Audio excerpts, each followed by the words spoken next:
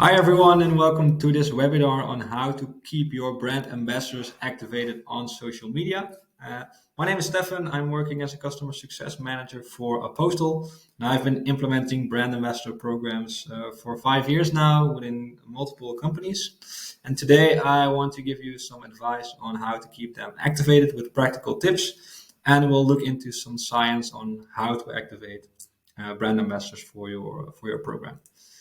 A short agenda for this webinar. We'll start with a short introduction about Apostal and our social reach optimization methodology.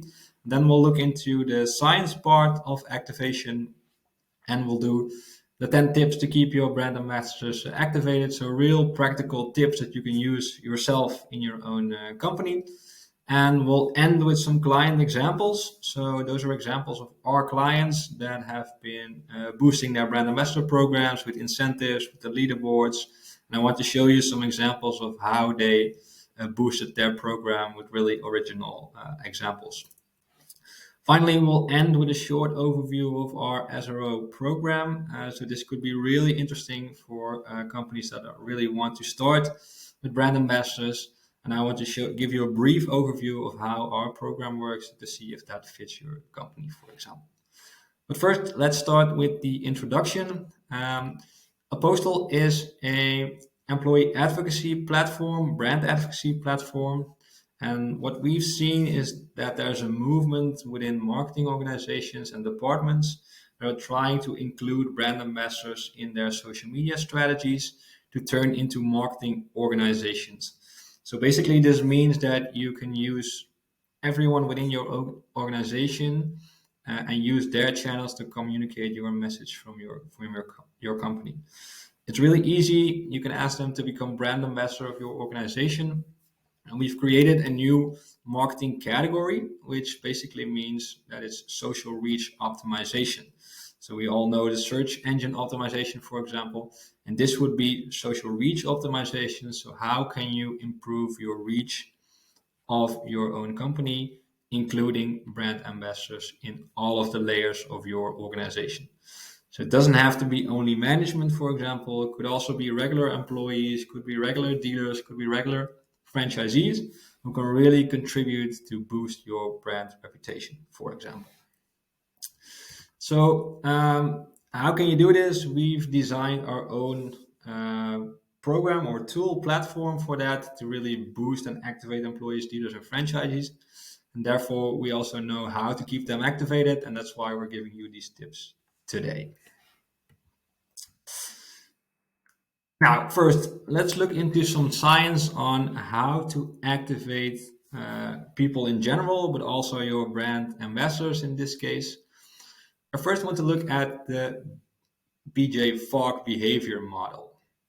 So, if you're asking brand ambassadors to join your brand ambassador program, you want them to perform some sort of behavior.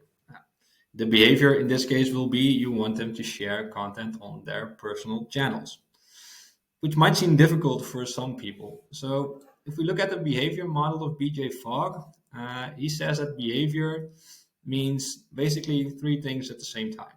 So you have to be motivated. So that means, okay, do my brand ambassadors actually want to share posts for my company? And are they motivated to do so? And how motivated are they? The second one is ability. So how easy is it for them to share posts on the company's behalf? So how easy do you make it for them to share posts? And the final one is the P from prompts. So you will need to constantly remind them and inspire them to perform a certain action. If you ask someone to be a brand ambassador and you say, hey, do you want to share some of my posts, and he will probably say yes. But if you don't constantly prompt him, he will not be reminded of the fact that he needs to share posts on your behalf, so nothing will happen. If we look at the green line, which basically is the action line here, it means that that would be the line that someone performs the action. So let's say I am, for example, highly motivated to do something, but it's really hard to do, then I still might even do it because I'm so motivated to do something. However, if I'm not very motivated and something is also really hard to do, then I will fail here. Even if I get a prompt, hey, do you want to share this post for me? But if it's too complicated and I'm not motivated, I will probably not share this post. So, in terms of activating your team, you need to make sure they are motivated to share your posts. And more importantly, or evenly importantly, you need to give them the ability to do so. So, it has to be really easy for them to do so. And as soon as something is really easy to do, even if you're not that motivated, you're still going to do it because it's really easy. So why shouldn't I just do it? So this is the action line, and as soon as you send a prompt and something is really easy to do, and I'm somewhat motivated, I will probably do it. So this is really important to take into account while setting up your ambassador program. So make sure it's as easy for them as possible, and of course, it's really nice if they're highly motivated, but even if it's really easy to do and they're not that motivated to share, they will do it anyway. If you don't give them the proper ability to do so, and they're also not motivated, they will probably not do it. So this is really important to take into account while setting up a program and also asking your team to do a certain action. This doesn't only apply to sharing posts to social media, of course, but this is behavior in general. So really good to think about this, and look up the Fogg behavior model before starting up your program. Now, if we look at a second science uh, research by Ebbinghaus in this case, which basically is the forgetting curve. And this is more on the onboarding side. So if you're using a brand activation platform, for example, you will need to instruct your team on how to use the specific platform. And the forgetting curve basically means that if you give someone a training, he will remember 100%. During the training, he will remember what you've told 100%. However, you can see the declining line. Even after 8 hours, the memory retention will only be around 40%. So this means that people in general really tend to forget things really quickly. So even within a day, you're almost at 35% of everything you've told them.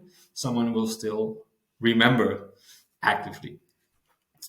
So if you look further down the path, after 1 month or even after a week, you're only around 30, 25, 30% of everything you've told during your training. So this means if you want to keep people activated and also onboarded in your platform, you will constantly need to remind them about what you're asking of them. So keep repeating your trainings. Use the prompts. Remind people of why are you doing this? Why do you need to share this? Teach them how to use specific programs, and think about the forgetting curve. So you can give people a training, but even after a day or even after a month, they might have forgotten 70% of your training. So keep that in mind while activating your brand ambassadors and also setting up your program. Okay, so in summary, use these behavioral science researches to your advantage. So make sure your brand ambassadors are highly motivated, and most importantly, make sure it's really easy for them to share a post. If you're now emailing people saying, hey, do you want to share this post? Then they have to copy the post first. They have to go to LinkedIn or to Facebook, paste the text in the text field, then download the image, upload the image again. Is really hard for them to do. So that's why people are probably not going to do it. We see it a lot with our clients. People are sending emails, hey, do you want to share this vacancy, for example, or do you want to share this blog post? And people are not doing it because it's just not easy enough. So it's really important to keep them motivated, but also make it really easy for them to share the posts. That's important. Use the prompts, so use the reminders. So constantly keep asking them, do you want to share this post? Email them, send them notifications. Remain top of mind, or else it will not work. So it's really important to use the prompts and make it as easy as possible, and try to keep them as motivated as possible to share your content. And finally, use your knowledge of the forgetting curve, as I just told you. Keep them updated, keep them trained, remind them. Make sure they're still thinking of your brand ambassador program, even though they might have forgotten 70% of what you've told after even a day or a week or a month. So keep that in mind while setting up your brand ambassador program.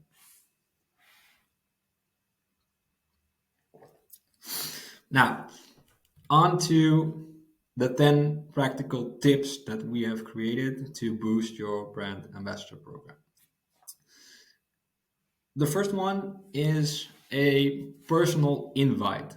So, if you're looking to set up a brand ambassador program, a personal invite is essential. So, let's say you want to onboard a first group of, you want to include, for example, 10 of your colleagues as a pilot group, make sure to invite them personally. You need to make them feel special. You need to tell them, okay, we really need to use your network because your network is good for our company. And please help us to share content. It's really important to do this personally and not just send them an email saying, hey, do you want to join our program? Because we want to boost our company's branding. Now make them feel special. So personal invite, tell them why you need their network because they have a big network, they're a thought leader in their network. Make them feel special and explain what's in it for them. So they will boost their own personal branding, for example. So these are all of the things that you can use. They can grow their own networks. Personal branding is important. Help the company to reduce workload by actively searching for new colleagues, for example.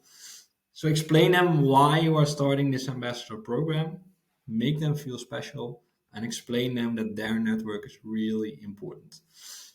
Really important to do this personally and not by email and even maybe not by phone, but do it on a personal level. This will really help you to recruit new brand ambassadors. The second one is a kickoff meeting. So let's say you found your first list of brand ambassadors. So let's say 10 or 15 people, even more. It's really important to get them together in one meeting. So in a kickoff meeting, you'll explain what's expected of them. They probably don't really have an idea of what an ambassador program is, what's expected of them, what they need to do. So a kickoff meeting will help to explain what you are expecting of them and how it will work. Especially if you're using an employee advocacy tool, it's really important to onboard them correctly. They need an account, they need to create their account. You can show them how easy it is to share a post, for example. Um, Even if you don't use a employee advocacy tool, you can still do a kickoff meeting, show them, okay, which type of content are we going to share? What can you expect? What will be the frequency of the post, for example? So you can really group your team together and you need to explain what you're expecting of them and what you are going to do in your ambassador program. So it's really important to do it together. You can brainstorm maybe a little bit about new ideas and help each other out well and perform a good, proper onboarding. So that was the second one. The third tip is a editorial meeting. And this editorial meeting is also part of our SRO program, which I will explain a little bit more later on.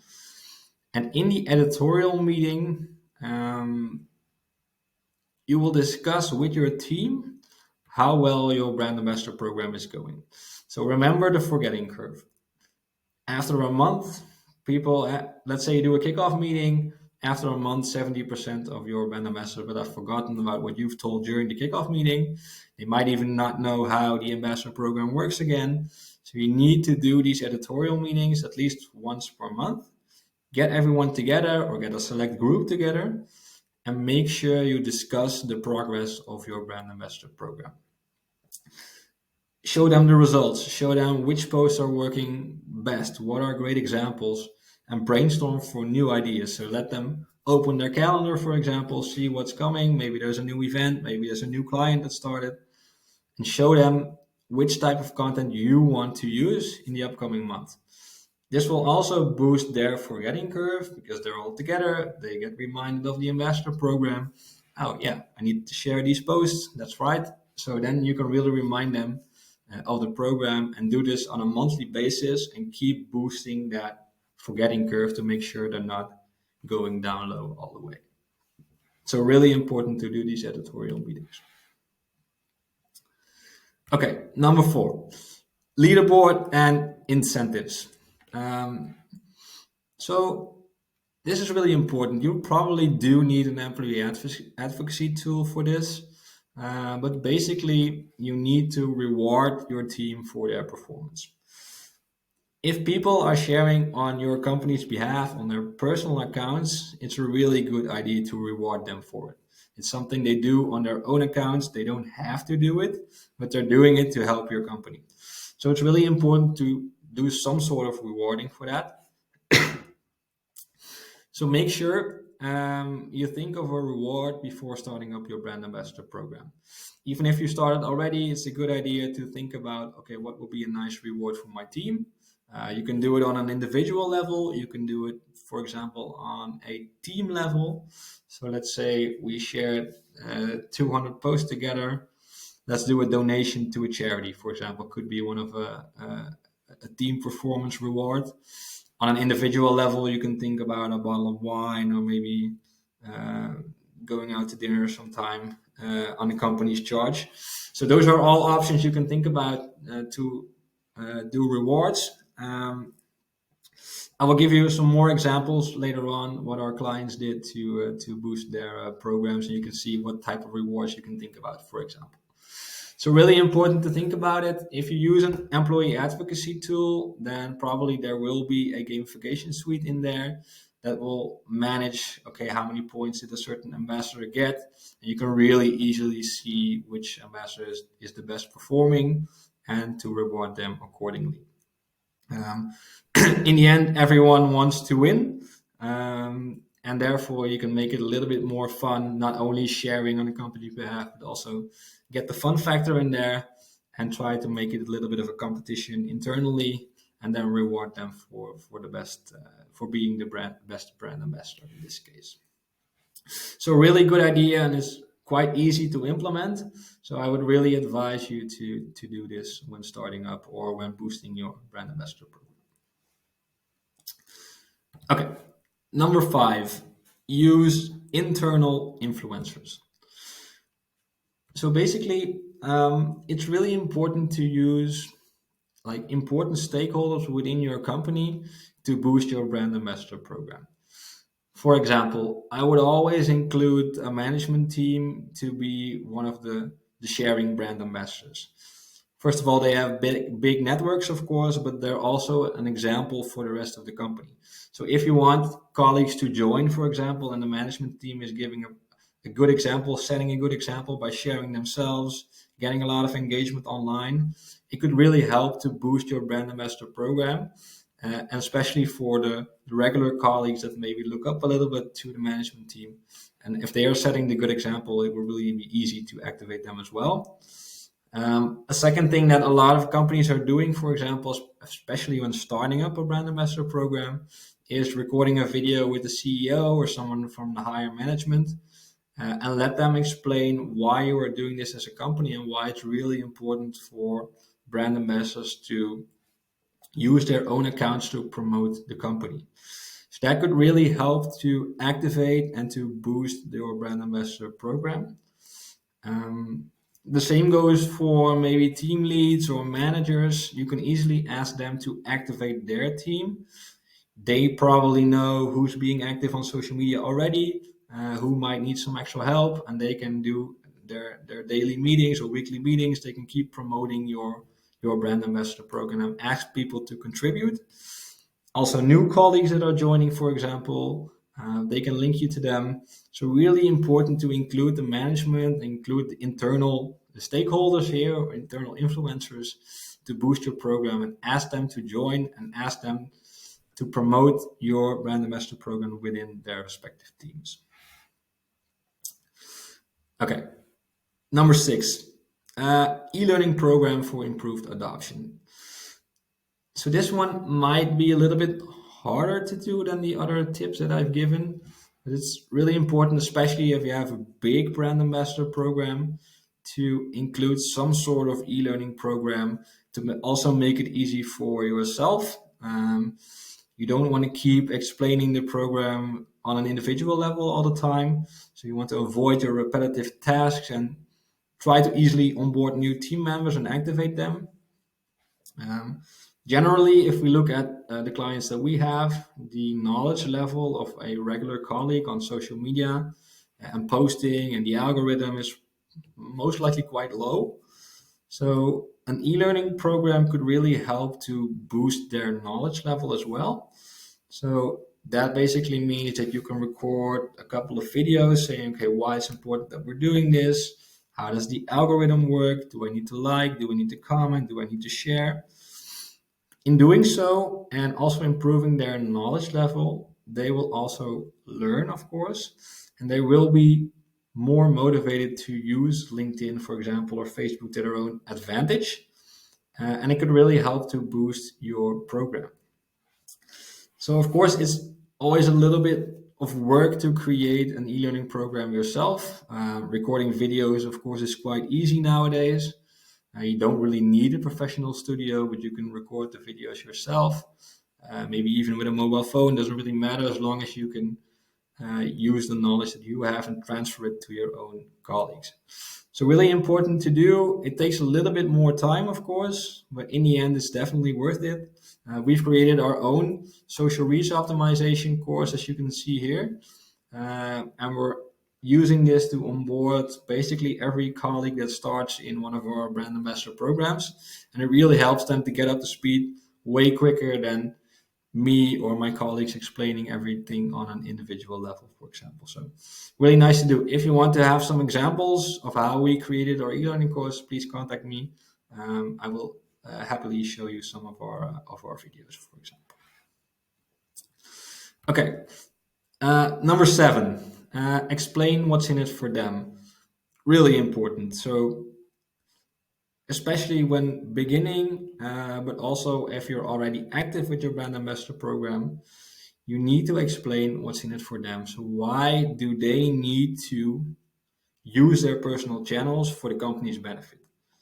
It's their channel, so why would they use it to the company's benefit? There are a couple of reasons. First of all, they can really boost their own personal branding and position themselves as a expert in their respective fields. So if you're posting a lot on, for example, LinkedIn in this case, showing your thought leadership, posting about certain topics, people really see you as an expert in your field. They will respond, they will like, they will comment, they will share maybe. You will get offline responses, you will get online responses, maybe even on a family party, people will approach you saying, "Hey, I'm seeing you so much on LinkedIn. Your company must be doing really well. It's really nice to see." So those are the kind of reactions that we're looking for. And also their own personal branding is, of course, really important. If you're working with sales team, for example, they can use it to even generate new leads. The same goes for recruitment, trying to get new candidates to join your company. So there are a lot of reasons for them to join your program, not only for the company's benefit, but also for their personal benefit. Um, Reducing workload is one of them, for example. If they can find new colleagues within their own networks, maybe for their own department, their workload will also reduce, the stress will reduce. So they can even they can also help the company, but also help themselves to improve the workload there. So that's important. And the last one, of course, is growing their own network. I think everyone wants to have a big network on LinkedIn, for example, or also on Facebook or Instagram. So by posting regularly, you can also meet new people and grow your network even further, and maybe get a new lead, get a new candidate, and help yourself and also help the company. So that's for number 7. Okay, we're almost there. Number 8, use relevant content. Really important. So as soon as you start suggesting or sending ready to share posts to colleagues, it needs to be relevant for them, but especially relevant for their network. If you receive posts from your marketing department or recruitment which are not relevant for you or for your network, you will probably not want to share them. So it's really important, if you're creating content, if you're sending content to team members, make sure it's relevant for them. If it's not relevant for them, don't send it to them, because they're not going to share it. And if they receive, for example, 4 times posts that are not relevant for them, they will probably be less motivated to join the ambassador program, because they keep getting irrelevant posts. So really important. If you're doing these, if we look back at tip 3, for example, if you're doing these editorial meetings, this would be the perfect moment to ask them, okay, which type of content do you want to share then? If you're getting remarks by certain brand ambassadors saying, hey, this content doesn't fit my network, then you can counter those questions by saying, okay, which type of content do you want to share? Because then we can create such content for you, and then maybe they are motivated to share. So it's really important to look into the networks, especially when you're recruiting new brand ambassadors, to see, okay, do I have the right content for their networks? And if I don't, then maybe I shouldn't even ask them to join, or I should ask them, okay, can we create content that is relevant for you? So it's really important to do that, to label your brand ambassadors based on job title, maybe even based on region or country, or kind of depends on how big your team is, of course. But really important to keep being relevant. Think about your target groups while selecting your brand ambassadors, and suggest them and supply them with relevant content instead of just general company content that anyone can share, because then, of course, they will in time be less motivated to share your content. Okay, number 9, notifications and or prompts. So really important. I think especially if you're using an employee advocacy tool, there will already be notifications. But if you're not using anything, keep sending your team prompts, reminders. They need to be triggered to perform a certain action. Remember the BJ Fogg model. So motivation, ability, but also the prompt. You can be highly motivated. Something can be really easy. But if you don't get a trigger saying that says, hey, do you want to share this post? You're probably not going to do it. So these reminders, these prompts are extremely important, and you need to use them to remain top of mind in your brand ambassador program. Normally, you can, of course, send notifications that are saying, hey, do you want to share this post? But you can also remind them saying, hey, this is a great example of a post that performed really well.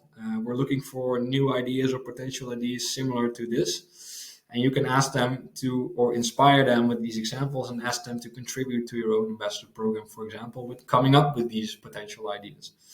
So this could also be really interesting. So these notifications are really important to include in your program. If you're doing this by email, also fine, but keep sending them or every week or bi-weekly to make sure you're top of mind in your ambassador program. Okay, the last one, number 10, is user-generated content. So in terms of asking your colleagues to join your brand ambassador program, that's all right, of course.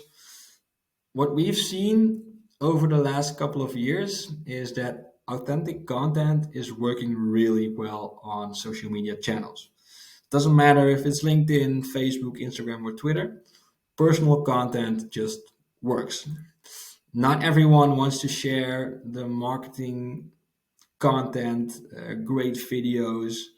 Sometimes you just want to share a personal video. Maybe the lighting isn't that good, or it's a little bit dark or a little bit light. Doesn't really matter. It's authentic, it's personal, and people tend to engage with those type of posts. So it's really important also to include this in your content strategy for your brand ambassadors. You don't want to overload them with corporate content. So only vacancies or blogs or company videos, or you want to include a personal touch. So try asking them, hey, do you have something nice? Did you sign a new client, for example? Did you go out with your team, do something fun? Maybe there's a new colleague that started, for example, hey, make a photo. Maybe it's nice to share that with our team, for example. So there's a lot of ways to include personal content in your strategy, and this will also keep people more motivated to share your content, because people don't always want to share that too corporate content on their own accounts. They're not a billboard. They are their own accounts, of course. They have their own network, and they want to share personal things and not only the too corporate content. So keep that in mind while creating your content. Ask people to send you, for example, if you're a marketer or if you're working in recruitment, ask them to send them photos or videos and use it in your content strategy. And you'll see that people are more motivated to share those types of posts than maybe the too much more corporate content like posts. So that wraps it up for the 10 tips that I have for boosting and activating your colleagues. Um, Make sure to use these tips, include them in your own brand ambassador strategy, and you'll see that your strategy and your team's activity will be boosted in the end.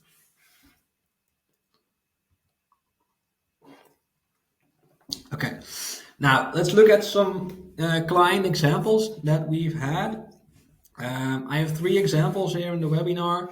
This is especially for the gamification part, the leaderboard part. So it's tip number 4. These are just to inspire and to show you what would be nice to include in your own strategy, for example, and which type of rewards can you think about when using a leaderboard or a gamification suite in this case. So the first example is of Dustin and Central Point. So it's really nice. They created a social media award, which was on a monthly basis. So each month, a certain colleague would get the social media award for the best performing brand ambassador. So it could be in terms of engagement, could be in terms of how many posts someone sent, it could be in terms of reach. So really nice idea, something that's not too costly as well. So just to make it fun, socially, a LinkedIn award in this case. And of course, it makes for a good photo right away. So at least you have one type of content already for that month. So it's a really nice way to reward your colleagues and make them proud, and, and also work on their personal branding again, because they're showing, oh, I'm being the best brand ambassador of my company. So a really nice idea to do so. And we've seen several clients that copied this, for example, and worked for them really well to boost their activation program in this case. So really nice idea. The second example I have is of Shimano. Shimano is working with dealers instead of employees. So they supply their dealers with Shimano content to share on their business pages, in this case, for example. And they created a Tour de France promotion action in which they created all of the Tour de France jerseys, so the white one and the yellow one, the green one, and so forth. And they rewarded a jersey to the best performing dealer, the best newcomer, the most engaging dealer, based on the Tour de France jerseys. So for 2 months, they promoted posts within their own dealer network, and the dealers that have been sharing the most content or were the most engaging, they received the according Tour de France jerseys. So a really nice idea, and it really boosted their online activity. So also not too costly, of course, and also they have multiple winners in this case. So it's a really nice idea to boost the program and really boost the activity of their dealers in this case. Then finally, we have a last example of KTBA, which is a company from the Netherlands, and they did a home lunch delivery for their best performing and most engaging brand ambassador. So they surprised him really. So someone was ringing their doorbell with a free lunch. It was a really nice idea to support your brand ambassadors and also boost the competition within their own company. So really nice idea to reward your colleagues for their activity in the platform. In this case, it was in the platform, could also be not in the platform, of course. So really nice idea to boost the brand ambassador program with this homemade lunch for the best performing brand ambassador. So these examples were just for inspiration of what type of rewards are other companies using to boost their activation program. We had clients that are printing their own T-shirts, for example, with best performing brand ambassador. People gave tickets to theme parks, for example. So could be anything basically, but this is just three examples to inspire you to see, okay, what can you use to boost your ambassador program. All right, then finally, I want to end our webinar on how to activate brand ambassadors with our own social reach optimization adoption program. So we've created a program that is combined with our employee advocacy platform, um, which will help to onboard brand ambassadors and to keep them activated in the system. We've based this program on the behavioral science that I explained earlier in this webinar. And we've created this platform and the adoption program to really boost your programs and to make sure everyone is onboarded properly in the system. So just to give you a short overview of how it works, we've divided our program in three phases. So the first one, phase one, is a preparation phase in which we will explain, we call it the social master, which is the project manager of the brand ambassador program. So usually a marketing manager or someone on the marketing side will explain how everything works. So how our platform works, how the program works. We'll do a technical setup of our platform, and we'll really use this phase to instruct and inform the admin of and the project manager of the platform. If we move to phase two, we will help onboard a first pilot group. So we'll look for 10 or maybe 20 motivated brand ambassadors to onboard in the program and also in our platform, and in this case. And we have different roles for them as well. And that's why we also mentioned the editorial meetings. So we have multiple roles in our program. So we call the social master, the project manager, and the content creator of the program. And we also have social creators, which are the people that are attending the editorial meetings, for example, and are contributing with their user-generated content. So they are uploading and they are sending nice content of new clients or team building activities to the social master to create content. And we have the activators. And the activators are basically the management team. So this is also included in one of our tips. So to have the activators, the management team, the team leads, the CEOs, to include them in the program to make sure everyone is activated properly. And we'll do the kickoff meetings. So you can see all of the tips that we've talked about today are somewhat included in the program that we created to give you like a full scalable way of onboarding brand ambassadors in your program. So month 2 is all about the pilot phase, so getting the first people activated in your brand ambassador program. And from month 3 is basically the scale up phase, so you will be gradually expanding your team with new brand ambassadors. Kind of depends on how many people you want to activate in your program. And you'll constantly monitor and optimize your program. You'll do the editorial meetings. You'll ask the activators, the management team, to be included constantly to make sure the forgetting curve will not be too low in this case. Just to give you a brief overview of how our adoption program works, all of our tips are included in our program, and it's a really scalable way for starting up a brand ambassador program. But also, if you're already busy but you can't keep everyone activated properly, we really advise you to use a adoption program, also included with our Apostle program. It's worked for hundreds of companies already, and an adoption program is really crucial to make a success of your brand ambassador program. So on that note, I want to end this webinar. Thank you for attending. If you have any questions, feel free to contact me at this email address you see in the screen. Thank you for watching. If you need any additional help or you want tips, feel free to contact me and we'll be in touch. Thank you for watching. Bye-bye.